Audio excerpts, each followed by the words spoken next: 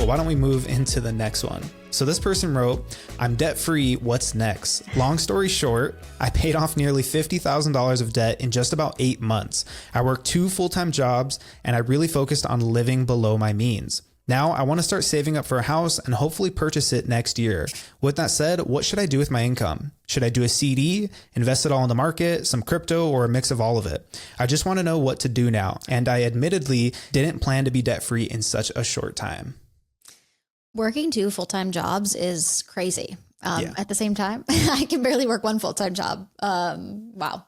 And also paying off $50,000 of debt in 8 months, that means your income is probably pretty high. That's really awesome. Now I'm guessing that they're probably not going to continue to work 2 full-time jobs. I don't know.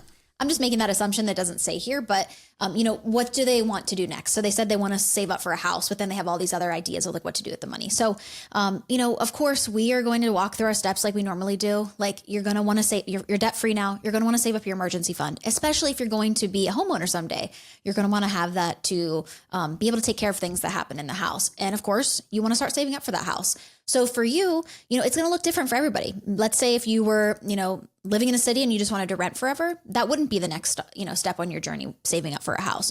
You would potentially start investing a little bit heavier or, whatever you wanted to do. But for this person, they can probably save up their emergency fund. I would get that put aside first and then probably start saving for that home, especially because they hope to purchase it within the next year. Now, and I'm going to say something crazy, like maybe they do continue to work those 2 full-time jobs and just save up like crazy for this house, if they do want to purchase it for next year.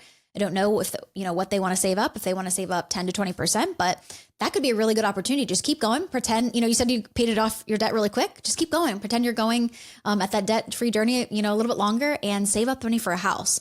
And then I think, since you want to do that in the next year, I think prioritize probably saving it for a house, saving for emergency fund, but also probably investing a little bit as well. If you do want to get into the market, I don't think you need to do CDs. I mean, you can do crypto. I think I would probably start, investing a little bit, regular, index funds, things like that before I would start throwing money at crypto.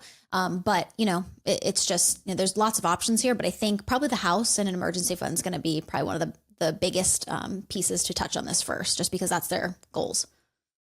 Yeah, I mean, if they paid off $50,000 in 8 months, like insane. What's another 8 months to save up $50,000, right? Yeah. Like you did, you could do it. So it's not crazy to think that you could do it again. But you also mentioned something about like I don't know if they're going to work the 2 jobs full time. Yeah, and I think that's something else that's important to highlight, right? Like you got into that situation where you were $50,000 in debt.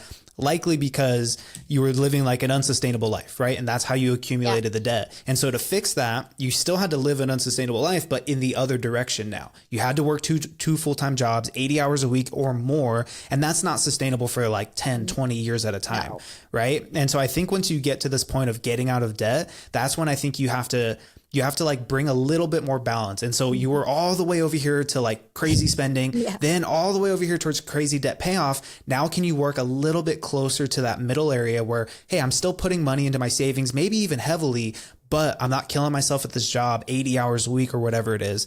But yeah, I think this person really should focus on getting their foundation set before they put their eyes on whatever the next big goal is for them, which like you said, it sounds like buying a house. Like I would say like, cool, bills are covered. Do you get that emergency fund built up? Can you consistently continue to invest for retirement? Once you kind of have all those pieces together, then cool, let's figure out what's left over and then we can start saving for the house. But and with regards to like crypto and CDs, like, I don't know, my own opinion is like CDs are kind of a waste of time. Like it's not worth locking the money up. And if you need to touch it, there's usually a penalty. And then crypto, like, I mean, look, personally, I invest in crypto, but it's like less than 5% of all of my investments. It's something that I'm like, cool, if this pays off, that's going to be awesome. And I'll probably wish I had invested more. If it doesn't, I'm not even going to sweat about it. Right. And so I wouldn't say crypto. I would say, like you said, Lauren, like just traditional investing, right? ETFs, index funds, things that have a proven track record that can reasonably grow at a certain pace over the long run. But yeah, I think this person should really focus on getting that foundation really secure and then setting their eyes on whatever the goal is. Yeah. And I love that. Like they did this so fast that they're like, I don't even know what to do now, but it's like they have so much, if they just can, like you said, if they continue to do this for another 8 months, they have so much opportunity here to really set their entire foundation. And then once they save for their house, they bought their house, then it's like, okay, their emergency fund's done, they're investing. And it's like, then what do you do with the money you're making there? Live a little bit, but also, continue to stay on the path of, this financial journey that you're on. So I think they're on a good path here. Yeah, definitely. And 8 months is not a long, it's not that much time when you really think about it, right? Right. In the grand scheme of things, 8 months can go by pretty quickly.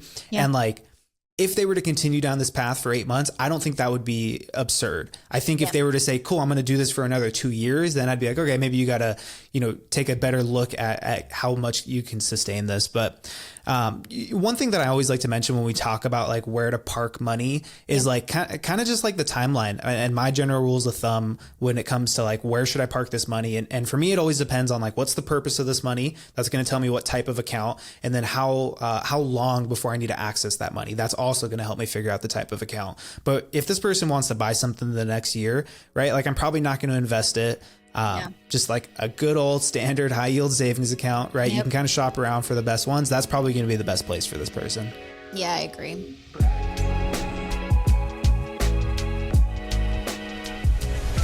The information, opinions, and recommendations provided on this podcast are for entertainment purposes only and do not constitute professional financial advice. Any financial decisions you make based on the content of this podcast are your responsibility. We strongly recommend consulting with a licensed financial advisor or other qualified professional before making any significant financial decisions. By listening to this podcast, you acknowledge that we are not liable for any financial outcomes.